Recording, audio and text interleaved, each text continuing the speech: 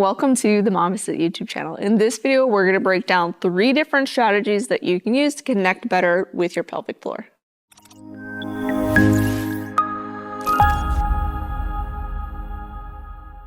Hey, my name is Gina. I'm a perinatal fitness trainer and birth doula, and one of my specialties is helping my clients better connect with their pelvic floor to improve its function. The pelvic floor plays a huge role in our daily function and our quality of life. So even though it is a huge buzzword in pregnancy, for birth, and in the postpartum, it is actually really important to learn how to connect with our pelvic floor so that we can better improve how well it works, because that is going to improve our quality of life.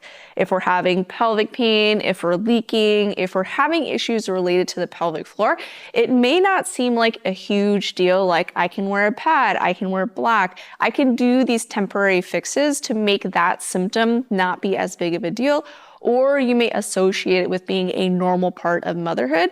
But it's important to note that even though these symptoms may seem small, they can become much bigger and they can lead to other issues.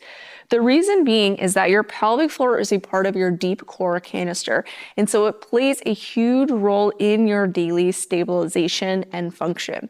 And so the pelvic floor sits at the bottom of your pelvis and is the bottom of the core canister. So we have the diaphragm on the top, the transverse abdominis and internal obliques on the front towards the sides, and then your multifidi to the back. And so we need all of these muscles to work together to help stabilize our spine and to manage pressure.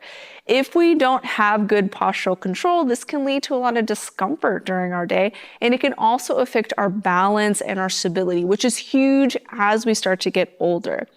If we're having pelvic floor issues, this could lead to more issues when we're older, such as falling more frequently. And falling is a huge deal as we get older as well, because this could be something that leads to even more complications.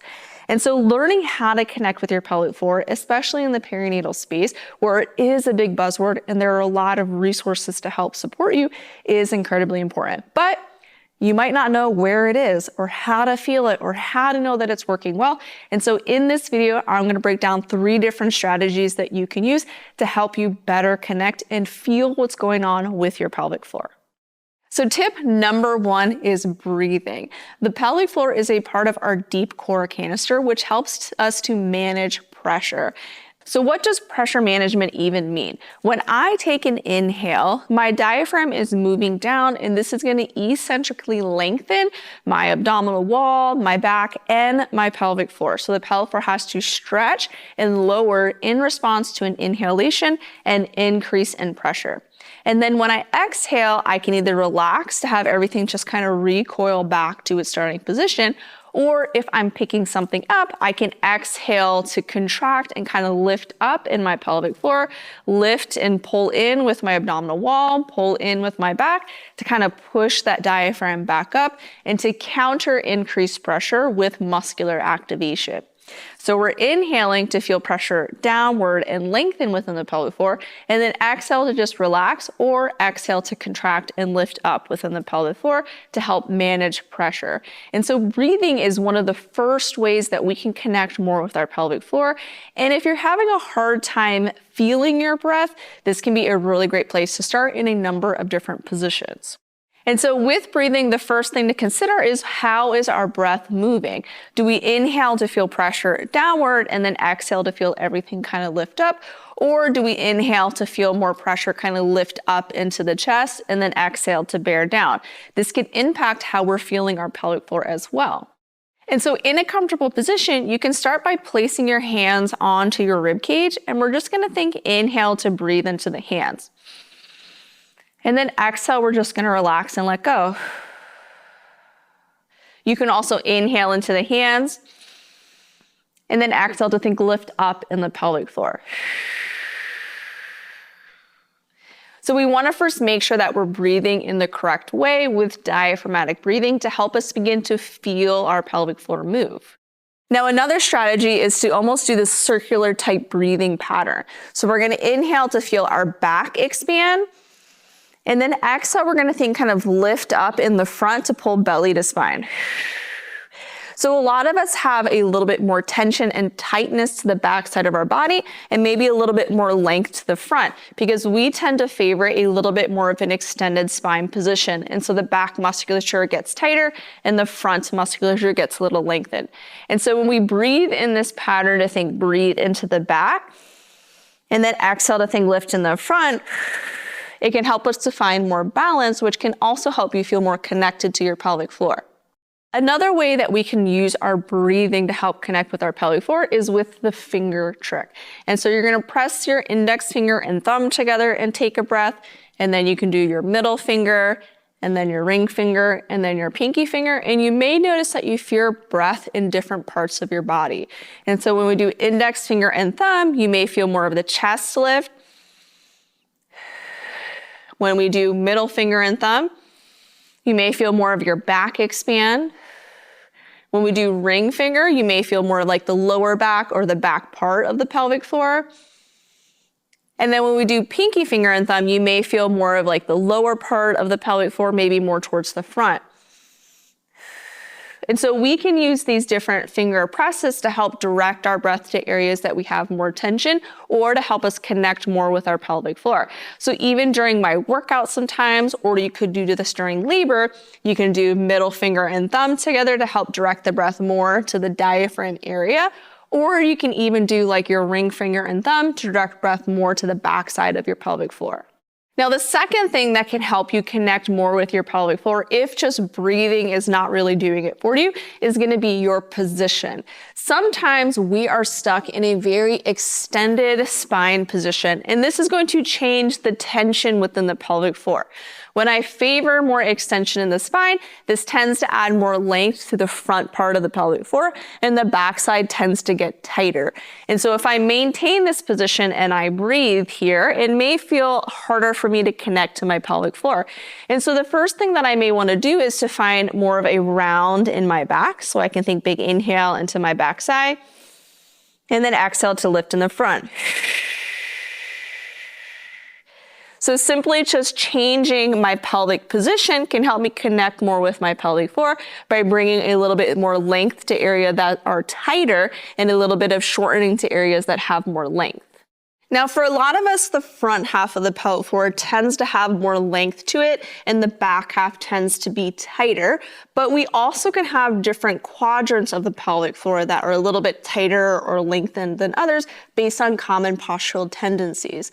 And so a lot of us like to favor more weight in our right leg, and this tends to cause the right anterior quadrant to be really overactive and this left posterior quadrant to be very tight. And so doing some shifted movements can also help to target these areas of tension to bring more length so you can feel your pelvic floor connect a little bit more. And so if I wanted to target more of a front quadrant, I can do it with a lateral hip shift. So my legs are going to be a little bit wider, and then I'm going to shift my weight over towards one side. When I shift my weight over towards one side, I'm going to feel more of a stretch in the inner thigh and the groin of the targeted leg. So this leg is the leg I want to think about connecting more with. In this position, I'm going to think about trying to bring that hip towards the opposite knee so I have this twist that's happening within the pelvis. You can also find a little bit more of an arch in the back to target the front half and then bring that big toe towards the shifted leg. And then we're just going to breathe here. So big inhale and then exhale, pull belly to spine. If you wanted to, you can also do pinky finger and thumb pressing together on that side. And that can also help you connect and feel that quadrant a little bit more. Now, if I wanted to target more of a back quadrant, let's say I'm having trouble connecting with the back half of my pelvic floor, or I just want to feel different sensation within my pelvic floor, we can do it with an elevated hip shift. So you'll place the yoga block down and you'll place one knee onto that yoga block, and then we're going to shift our weight over so that most of your weight is in this elevated leg. In this leg, the elevated one is my targeted leg, so I want to feel like a deep glute stretch here. From here, I'm going to find more of a round in my back because that rounded position targets more of the back half of the pelvic floor. And then I could take my breath here, exhale, pull belly to spine. And what I'm trying to seek is more of a deep glute stretch, and that's helping to target more of the back half of the pelvic floor in this specific quadrant. And similarly, I can do my ring finger and thumb, press them together and breathe on that side to help target more of that back quadrant as well. So your postural tendencies can impact the tension within your pelvic floor. If you tend to favor more extension in the spine, the front half of your pelvic floor is going to have a little bit more length and the back half is going to be a little bit tighter. If you tend to favor more weight in your right leg, which almost all of us do, the right anterior quadrant of your pelvic floor and left posterior quadrant are going to be a little bit tighter compared to the other ones. And if you're not totally sure like how you like to stand, in whatever position you're in right now, just think about inhale to feel the pelvic floor move down. And then I want you to exhale to lift up in the front half of your pelvic floor. So if you're female, like you're trying to lift a blueberry up with your vagina. And then I want you to do an exhale and try to lift up the back half of your pelvic floor, so your butthole area. Which one was easier to do? Which one was easier to kind of push down and feel more length?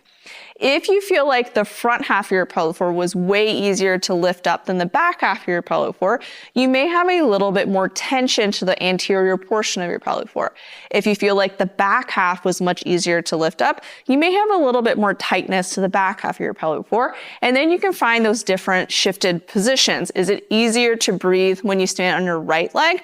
Or is it easier to breathe and feel your pelvic floor when you stand on your left leg? So these can be some things to help you kind of explore what's going on within your own pelvic floor. Now, if you're still struggling to feel your pelvic floor, we can also do some anti-gravity positions.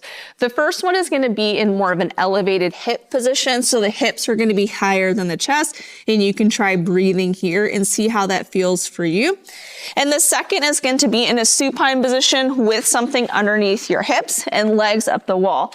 So you can place a block or pillow underneath the hips so we have a little bit of elevation, and then we can just breathe here. And you can explore if the supine elevated hip position feels better for you or the all fours elevated hip position feels better for you.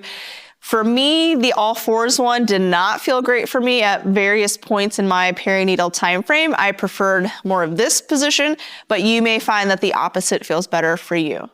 So you can try a number of position changes to see if that helps you connect and feel your pelvic floor more.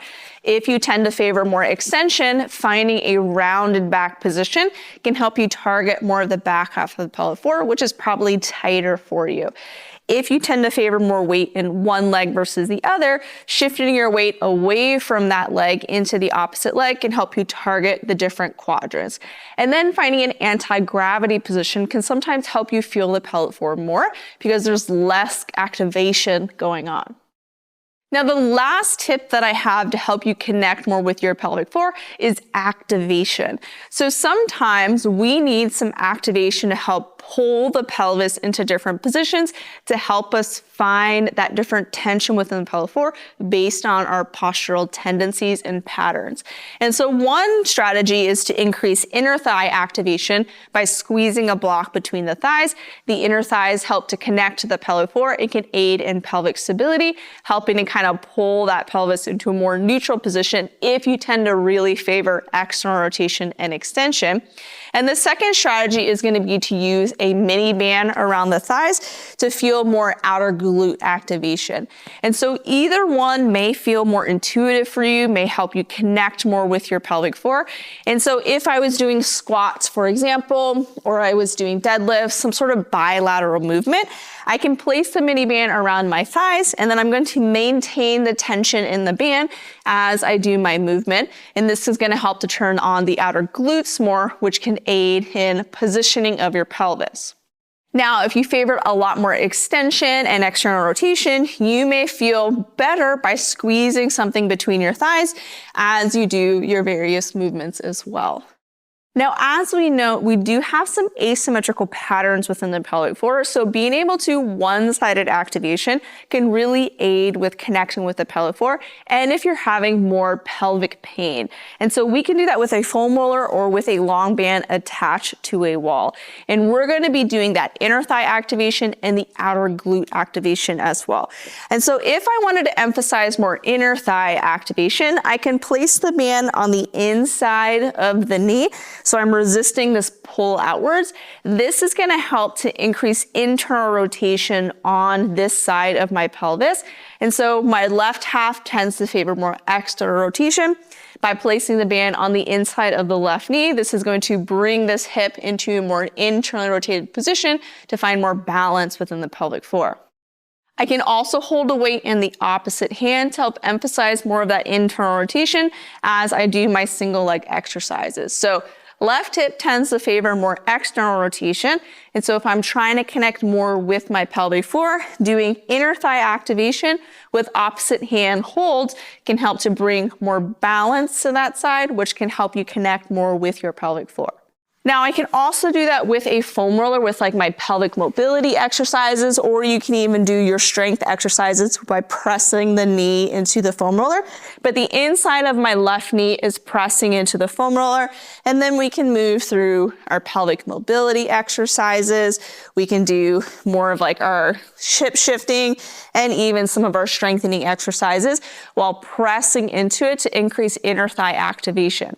And now again, the goal is to feel more of the inner thigh activation so that this hip is being pulled into a more internal rotation, which is going to promote more balance specifically on the left side, but you can try it on the right side to see how it feels for you. But if we wanted to do more of the outer glute strategy, we would take that long band and place it just on one leg around the outside of the knee. And now in this position, my knee has to maintain its position and resist a pull inward, which means that my outer glute is working more to keep this knee aligned to my leg. And then I can move through my exercises here.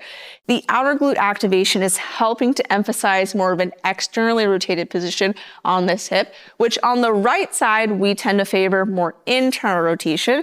And so we emphasize more of that external rotation here. This can help to bring more balance to that side.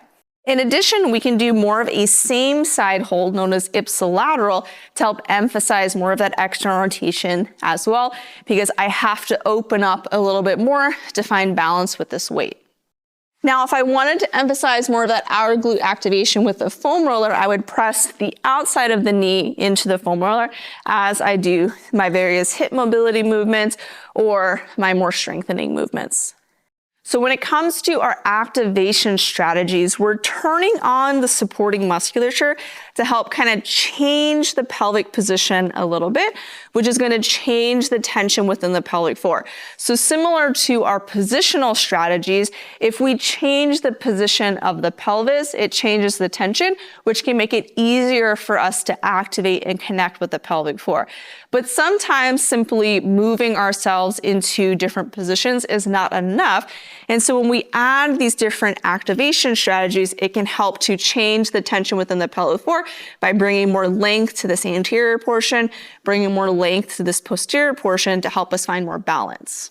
And so when I'm thinking about the right side, typically we want to favor more external rotation bias with band on the outside of the knee, emphasizing outer glute activation. Same side weight holds to emphasize more of that external rotation bias. While on the left side, you may find it feels better to increase inner thigh activation with the band around the inside of the knee and opposite hand hold to emphasize more of an internal rotation bias.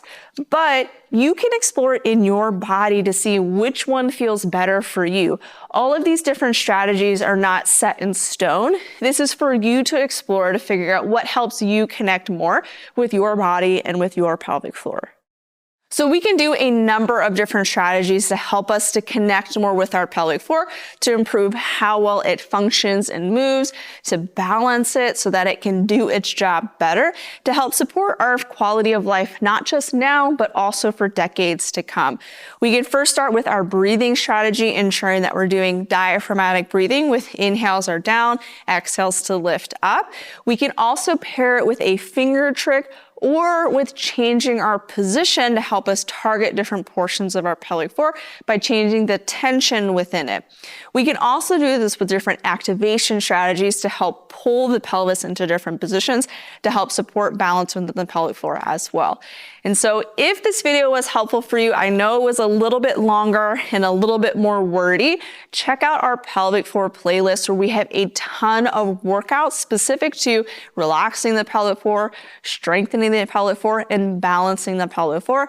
And we go about it with an approach that's a little bit more in-depth, similar to this video. And if you liked this video and the tips that we included in it, check out our online fitness programs because we incorporate a ton of pelvic health into our prenatal programs, our postpartum programs, and our beyond postpartum women's strength programming. We want you to feel good in your body now because we know it's going to help you feel so much better for the decades to come. And you can use code YouTube10 to get 10% off any of our online offerings. We offer our prenatal program both with a self-paced and video-based, depending on your workout style.